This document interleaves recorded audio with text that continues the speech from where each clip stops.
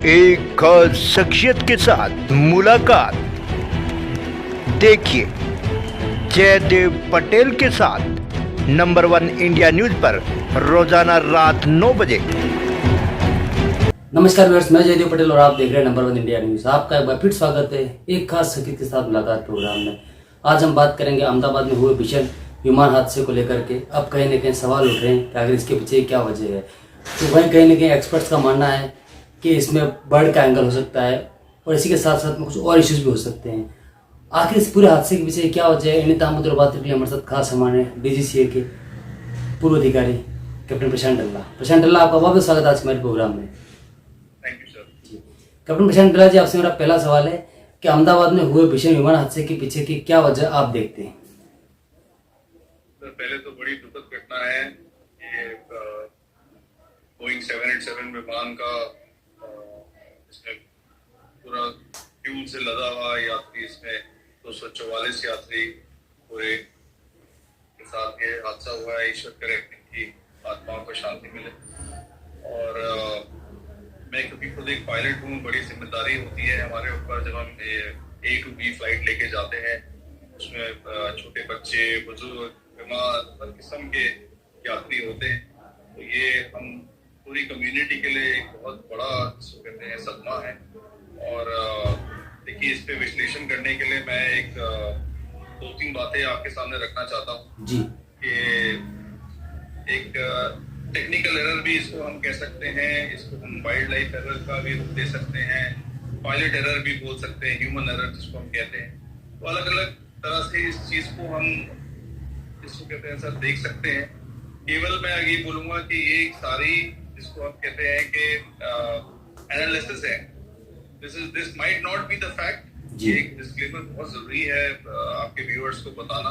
Until unless जो कि black box और सीबीआर में जो तथ्य निकल के आते हैं वो पूर्णतः रूप से सही होते हैं। Factual information lies in the black box of the CBR जो कि रिकवर हो गया है। That is a very good news. But मुझे ये लगता है कि उसको थोड़ा वक्त लगेगा अभी उसकी सारी इंफॉर्मेशन डाउनलोड करने के लिए। हमारी भारत सरकार की एजेंसी AIB, DGCA और सब अधिकारी इसमें मिलके अपना एनालिसिस, अपना व्यू पॉइंट रखेंगे। बट अभी के लिए यही है कि हमारे पास जो भी इंफॉर्मेशन है, as an expert I can just tell you कि this can be multiple reasons. जी जी प्रशांत डल्ला जी, अगर हम बात करते हैं तो कहीं न कहीं जिस प्रकार से अहमदाबाद में जो विमान हादसा हुआ उस समय की अगर बात करें तो जो पैरामीटर जो होने चाहिए स्पीड्स को लेकर के हो, हाइट्स को लेकर के हो, क्या वो सही थे? सर देखिए, एक नॉर्मल विमान जिस तरह से टेक ऑफ करता है उसमें आप भी कई बार जहाज में बैठे हैं। एक रनवे पे जब जहाज आता है तो वो फुल थ्रस्ट जिसको हम कहते हैं फुल पावर लग के ही जहाज हवा में जाया जाता है। ये फिजिक्स का प्रिंसिपल है।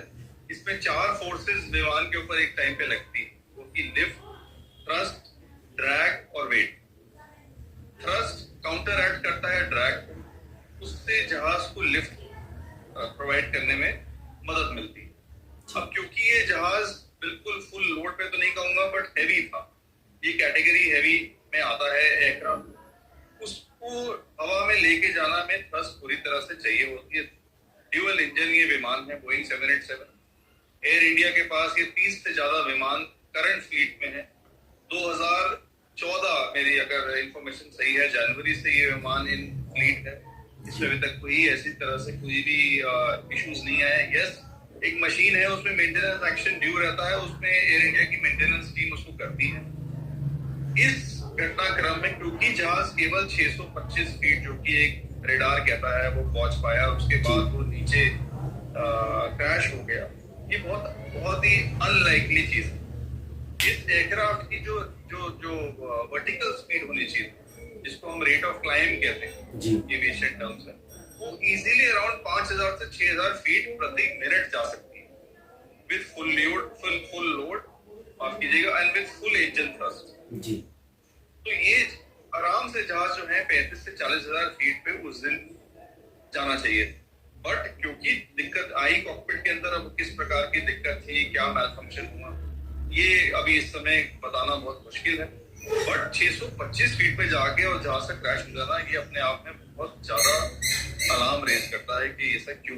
जी कैप्टन डल्ला जी, अगर हम बात करते हैं तो जिस प्रकार से विमान का जो हादसा हुआ अहमदाबाद के अंदर, उसमें कहीं न कहीं अभी तक के जो विजुअल सामने आए उसमें कहीं पर भी बर्ड का जो एंगल है वो नजर नहीं आ रहा है, तो ऐसे में इसके पीछे और क्या रीजंस हो सकता है?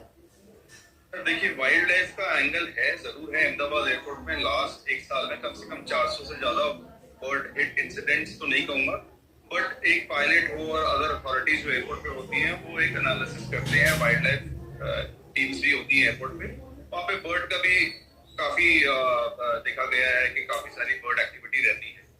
अब क्योंकि वाइल्ड लाइफ को हम अभी रूल आउट नहीं कर सकते, वो भी एक अंश है इस पूरे इन्वेस्टिगेशन का। हाउएवर एक बड़ी अहम बात जो मैं कि आपके दर्शकों को ये बताना चाहूँ, एक अनरिलायबल एयर स्पीड का भी हम इस पे एक पहलू जोड़ना चाहेंगे। इस पूरे घटनाक्रम में जो हुआ, अनरिलायबल एयर स्पीड केवल ये होती है कि जैसे टेक ऑफ हो रहा है तो उस समय की जो स्पीड होती है वो पायलट को पता होता है, क्योंकि इंस्ट्रूमेंट बताता है उसको। सिमिलरली जब आपका टेक ऑफ हो जाता है और जहाज क्रूज पे जाता है तो उसकी एक अलग स्पीड होती है। ऐसा हो सकता है, मैं दोबारा कहूंगा, ऐसा पॉसिबल है कि वो सिस्टम जो है एयरक्राफ्ट है, जो कि एक एयर स्पीड इंडिकेटर होता है, वो मैल फंक्शन कर सकता है, वो गलत इंफॉर्मेशन फीड कर सकता है पायलट को, एंड उसके मुताबिक एयरक्राफ्ट के मोड चेंजेस हो जाते हैं।